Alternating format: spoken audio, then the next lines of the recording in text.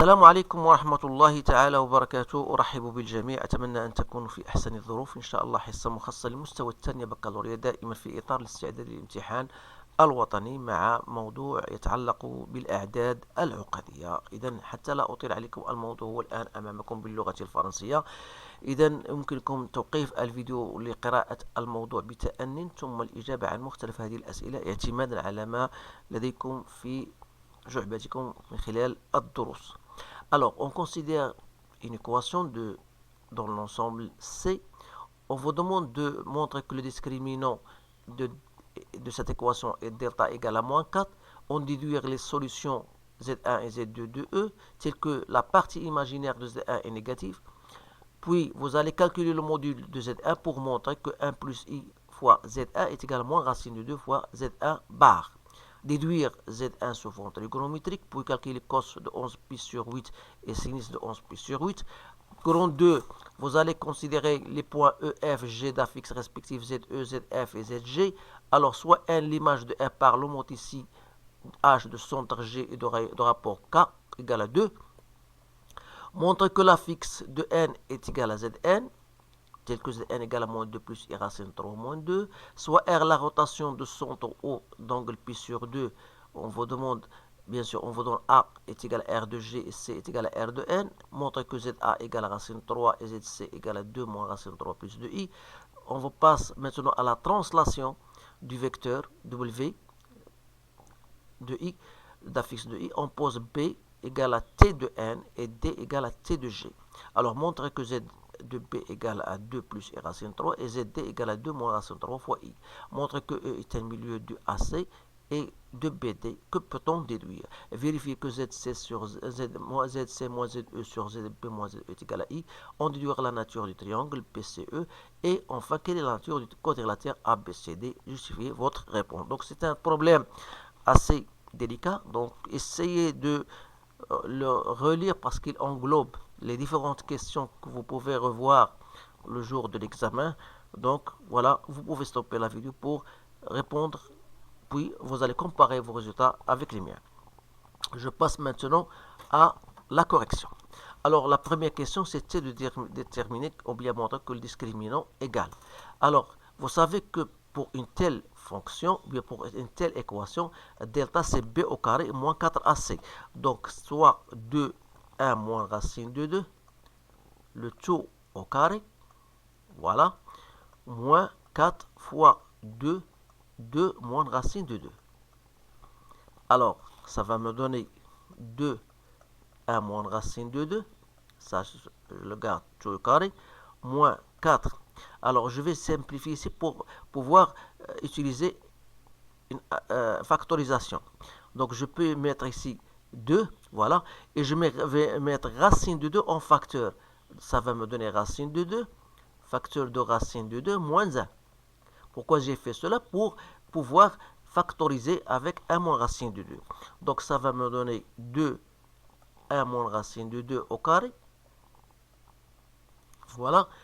4 fois 2, c'est 8. Et si je fais entrer le signe moins à l'intérieur, je devais mettre ici plus 8. Il me reste racine de 2 fois 1 moins racine de 2.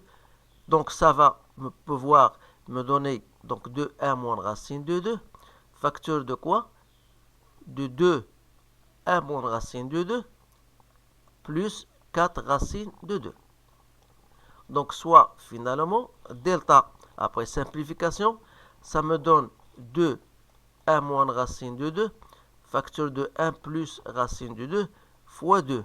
Donc soit 4 fois 1 moins 2, donc c'est moins 4. C'est bien moins 4. Alors, voilà la première question. Deuxième question, c'était en déduire les solutions, telles que la partie imaginaire soit inférieure ou égale à 0. Et vous avez, pour la question 2, vous avez deux petites questions. Alors, pour la déduction des solutions, on a Z1, ça sera donc égal à 2 moins B, c'est-à-dire, voilà, moins 2i sur 2, soit 1 moins racine de 2 moins i. Et Z2 sera 1 moins racine de 2 plus i. Donc voilà les deux solutions. Question 2. Donc on a le module de z1 est égal à 1 moins racine de 2 au carré plus 1 au carré. Soit donc 1 moins 2 racine de 2 plus 2 plus 1. Donc c'est 4 moins 2 racine de 2. Alors vous avez 1 plus i fois z1, c'est 1 plus i facteur de 1 moins racine de 2 moins i. Donc, c'est-à-dire c'est 1 plus i fois 1 moins racine de 2 moins 1 plus i fois i. C'est-à-dire 1 moins racine de 2 plus i moins i racine de 2 moins i plus 1. Donc, je pourrais simplifier ici. Donc, il me reste 2 moins racine de 2 moins i racine de 2. Et d'autre part, j'ai moins racine de 2 fois z1 bar est égal à moins racine de 2 fois 1 moins racine de 2 plus i, soit moins racine de 2 plus 2 moins i racine de 2. Donc vous remarquez bien que 1 plus i fois z1 n'est autre que moins racine de 2 fois z1 bar. Bien sûr, on va utiliser ces différentes conclusions. Donc, je passe à la question B. Donc, on a bien montré que 1 plus i fois z1 est égal à moins racine de 2 fois z1 bar. Donc, si je vous passe maintenant l'argument de ce complexe, puisqu'il s'agit d'un produit de complexe, donc c'est argument 1 plus i plus argument de z1 sera égal à argument de moins racine de 2 fois z1 bar. C'est-à-dire c'est argument de moins racine de 2 plus argument de z1. Donc j'applique les relations du cours. Donc soit, puisque c'est un terme négatif, donc l'argument dit le cpi, et argument de z1 bar c'est moins argument de z1. À partir de là, je peux dire voilà que argument de 1 plus i moins argument de, c'est-à-dire moins pi, est égal à moins 2 argument de z1. Je vais passer l'argument de l'autre côté. Donc, soit disons argument de 1 plus i n'est autre que pi sur 4 moins pi égale à moins 2 argument de z1. D'où, puisque ce terme-là, c'est moins 3 pi sur 4, donc je divise par 2, donc il me reste argument de z1 est égal à 3 pi sur 8 modulo de pi. Voilà pour cette question. Alors, je passe maintenant à ce qui reste. Donc, je vais, je n'ai pas encore répondu à la question parce que, voilà, si je passe écrire, voilà, on a déduire Z1 sous forme trigonométrique puis calculer cos de 11 pi sur 8 et sinus de 11 pi sur 8. Donc, voilà. Donc, on a Z1, son module, c'est déjà calculé, c'était 4 moins de racine de 2. Et l'argument, c'est 3 pi sur 8. C'est-à-dire, je peux l'écrire comme étant 4 moins 2 racine de 2 fois cosinus de 3 pi sur 8 plus i sinus de 3 pi sur 8. Alors, la question, c'était calculer cosinus de 11 pi sur 8. Je sais que cosinus de 3 pi sur 8 n'est autre que cosinus.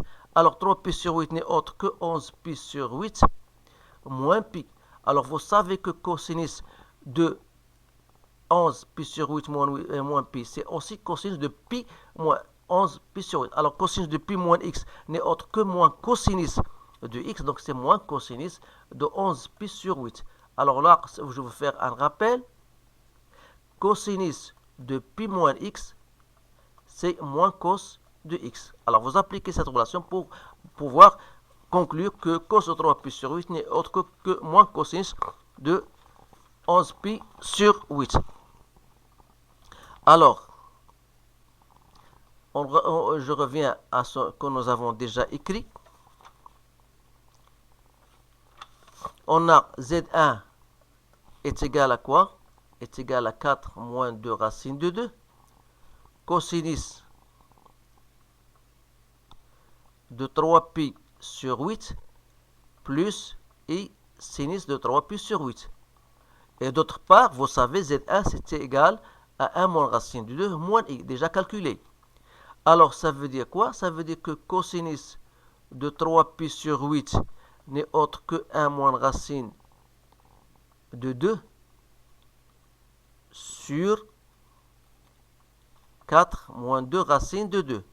Soit 1 moins racine de 2 sur, alors 4 je peux l'écrire comme étant c'est 2 moins racine de 2. N'oubliez pas que cosinus de 3pi sur 8, on a dit c'est moins cosinus de 11pi sur 8. Alors je conclus donc que cosinus de 11pi sur 8 n'est autre que, voilà, que 1 moins racine de 2 sur 2 racine de 2 moins racine de 2. Voilà. بالنسبة cosinus de 11 pi sur 8. غادي نمشيو la sinus. Alors vous savez que sinus de 3 pi sur 8, je peux l'écrire comme étant sinus de 11 pi sur 8 moins pi. Alors sinus de, c'est moins sinus de pi moins 11 pi sur 8. Et vous savez que sinus de pi moins x n'est autre que sinus de x. Avec ce moins, il reste moins sinus de 11 pi sur 8. Alors, ça veut dire que sinus de 11 pi sur 8 n'est autre que moins sinus de 3 pi sur 8 que je peux le déduire à partir de ce que nous avons déjà fait. Alors, sinus de 3 pi sur 8, donc c'est moins 1. Il me reste moins 1 sur 4 moins 2 racine de 2. Avec le moins de ça, donc ça devient 1 sur racine carrée de 4 moins 2 racine de 2. 8, voilà. Maintenant, je passe au grand 2. Alors, grand 2, vous avez, on considère les points E, F, G, tels que, alors, montrer que la fixe de n égale. Alors là, on parle de l'homothétie. La deuxième question, on parle de la rotation. Donc, on va traiter ces deux questions pour pouvoir ensuite continuer. Alors, voilà. Je vais noter ce que nous avons. On a ZE est égal à 1 plus I. Vous avez ZF égal à 1 moins I. Et vous avez ZG égal à moins I racine de 3. Alors, puisqu'on parle de l'homothétie, donc vous pouvez tracer une droite pour bien comprendre. Vous avez l'homothétie de centre G et qui donne d'un point F une image N. Le rapport K est égal à 2. Donc, on a H de F égale à N, ça veut dire quoi? Ça veut dire que Gn égale à K fois Gf. Comme étant K égale à 2, donc voilà, G de F. Alors, il suffit de remplacer. Donc, G de N n'est autre que Zn moins Zg est égal à 2 fois Zf moins Zg. Et par conséquent, Zn sera égal à Zg plus 2 fois Zf moins Zg. Il suffit de remplacer, donc c'est moins i racine de 3, plus 2, 1 moins i plus i racine de 3. Donc, c'est moins i racine de 3 plus 2 moins 2i plus 2i racine de 3, soit finalement Zn égale, donc 2 plus i fois racine de 3 moins 2. Donc, voilà votre expression. Alors, question 2. Question 2, on parle maintenant de rotation. Donc, vous avez une rotation, à l'angle CP sur 2, et qui donne d'un point G un point A, étant donné que A est l'image de G. Ça veut dire quoi? Donc, on a A, c'est R de G. Alors, cela implique quoi? Ça implique que OA est égal à OG, l'exponentielle de IP sur 2, soit I fois OG. Or, I OG, c'est quoi? C'est I fois ZG, soit I fois moins I racine de 3. Donc, c'est bien racine de 3. Et ZA, donc, ZOA, c'est quoi? C'est ZA est égal à quoi est égal à OA? Donc il y a racine de 3. Voilà la conclusion. On a bien montré. Je passe maintenant à ce qui reste. Alors on a C est égal à R de n. Cela veut dire que OC est égal à ON exponentielle de I pi sur 2. Autrement dit, ZC égale à I Zn. Donc c'est I fois, alors Zn c'était déjà calculé. Donc ça me donne 2i moins racine de 3 plus 2. Donc ZC égale à 2 moins racine de 3 plus 2i. Donc voilà pour cette question. Je ne sais pas si on a la question 2. Donc on a bien répondu à la question 2. Je passe maintenant à la question 3. Donc soit T, la translation du vecteur W, on vous donne P, T de N, D est égal à T de G. Montrer que ZB égale et ZD égale, on déduire, montrer. Alors voilà, vous pouvez stopper la vidéo pour relire ces différentes questions. Alors je passe à la correction. On a W d'affixe de I, soit B, c'est la translation de N, et vous avez D, c'est la translation de G. Alors lorsque je dis, voilà, vous avez B et l'image de N par la translation de vecteur de I, alors ça veut dire quoi? Ça veut dire tout simplement qu'on peut écrire NB égale W. C'est-à-dire que ZB moins ZN égale 2i. Ou plutôt, ZB est égal à 2 plus Zn, c'est 2 plus i fois racine de 3 moins 2 plus 2i. Ou bien 2 plus i racine de 3. Donc voilà ZB. Et l'on est de même, D, c'est la translation de G. Ça veut dire que GD égale W. C'est-à-dire que ZD moins ZG égale à 2i. Ou plutôt, ZD égale à Z de G plus 2i. Soit moins i racine de 3 plus 2i. Ou bien 2 moins racine de 3 fois i. Voilà. Maintenant, on passe à la quatrième question. On vous demande de montrer que AC et BD ont le même milieu. Donc, on a... Alors, pour parler d'un losange, je m'excuse si le schéma n'était pas bien placé, mais bien fait. Donc, voilà A, B, C, D. On veut montrer qu'ils ont un milieu E. Alors, d'après la question précédente,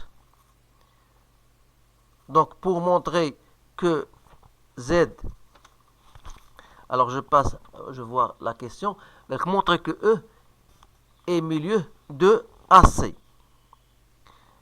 Montrer que E est milieu de AC et de BD. Alors, pour répondre à cette question, c'est très simple. Alors, dire que E, milieu de AC, il suffit de trouver ZE. Il faut montrer est-ce que ZE est égal à bien ZA plus ZC sur 2. Alors, on a ZA, c'est racine de 3 plus 2 moins racine de 3 plus 2i sur 2. Donc c'est 1 plus i. Donc, oui, Z, on va montrer que ZE, c'est bien ça. On a ZE est égal à 1 plus, oui, c'est bien ça.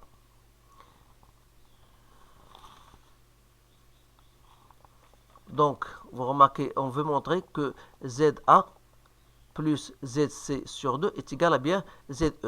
Donc, c'était bien égal à ZE parce que si vous remarquez ici, je pense, voilà, montrer que E, on vous donne ZE. Montrer que E est milieu de, on le met milieu. Donc voilà, on a ZC. Donc ça veut dire que E est le milieu de A, C et de BD. Donc vous pouvez le remarquer à partir de notre schéma qu'on a fait. On a donc AB, AC et BD ont le même milieu. Ça veut dire quoi? Ça veut dire que A, B, C, D est un parallélogramme. Donc, est un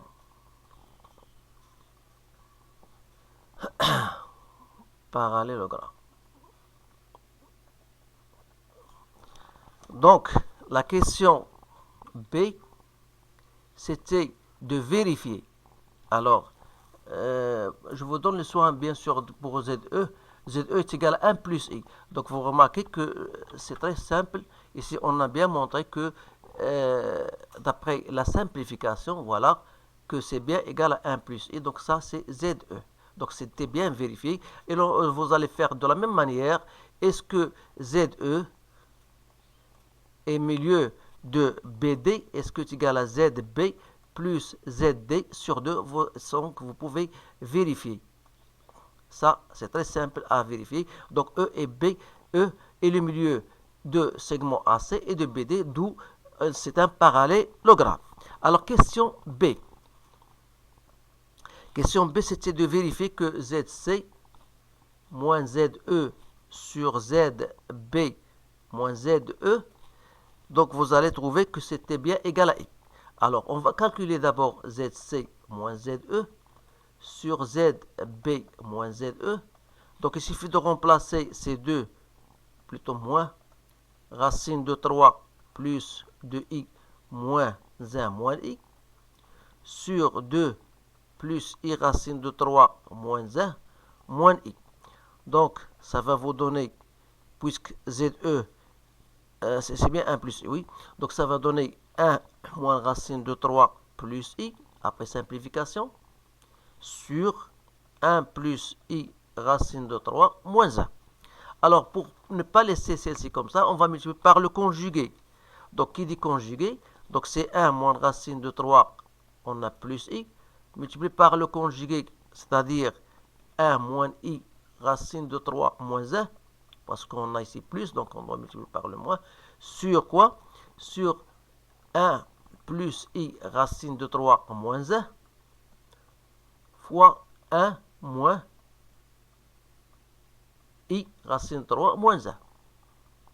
Soit donc, c'est 1 moins racine de 3, moins I, 1 moins racine de 3 fois racine de 3 moins 1, plus I plus racine de 3 moins 1. Faites attention lorsque vous voulez développer ce calcul-là. Donc, racine A moins B fois A plus I, A carré moins B carré. Donc, je la fais directement, c'est 1 au carré, plus racine de 3 moins 1 au carré. Donc, après simplification, bien sûr, il y a des simplifications à faire. Donc, vous pouvez les remarquer vous-même. Donc, il me reste, en fin de compte, c'est moins I fois 2 racine de 3 moins 4 plus I sur 5 moins 2 racine de 3. Soit donc moins 2i racine de 3 plus 5i sur 5 moins 2 racine de 3. Donc si vous mettez 5 moins racine de 3 en facteur de i, donc il me reste tout simplement i. Donc c'était bien vérifié. Donc qu'est-ce qui reste comme question? Je passe, quelle est la nature de quelle est la nature de triangle BCE, puis quelle est la nature du quadrilatère ABCD. Donc voilà, je vais répondre à cette question. On a ZC moins ZE sur ZB moins ZE. C'est quoi? C'est EC, si vous voulez, sur EB. On a montré que ça est égal à I. Donc, ça veut dire, si je passe au module, ça veut dire que EC sur EB, c'est égal, le module de I est égal à 1. Donc, EC égale à EB. Donc, il s'agit donc d'un triangle BCE.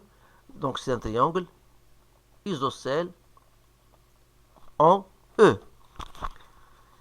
Question C. Donc, on va montrer. Vous avez A, B, C, D. Alors, A, B, A, C et BD ont le même milieu E, déjà montré. On a montré que E, B, C est un triangle isocèle. Alors, c'est-à-dire, on a donc l'angle que fait EB, EC, d'après les questions précédentes, c'était argument de EC sur EB. Donc, c'est argument de I, donc c'est pi sur 2. Donc, ici, vous avez un angle droit. Et ça veut dire donc que EC est perpendiculaire à EB. Donc, on peut dire donc que ABCD, c'était bien un carré. Il ne peut pas être un losange puisque AB est différent de AD. Donc vous avez bien sûr, d'autre part, vous pouvez même montrer que AB c'est 2 moins racine de 3 plus I racine de 3. Et vous avez AD est égal à 2 moins racine de 3 moins I racine de 3. Donc ça veut dire que le module de AB c'est le module de AD. Et pour raison laquelle on a conclu que ABCD est un carré. Donc voilà, on a donc terminé avec cet exercice-là. Donc c'est un exercice un peu compliqué. Essayez de le refaire. Et si vous voulez d'autres questions ou d'autres exercices semblables à celui-là, vous pouvez entrer dans la playlist concernant les nombres complexes. Vous allez trouver un certain nombre que j'ai bien choisi de problèmes. Essayez de le revoir. Je vous souhaite une bonne chance et je vous dis à bientôt.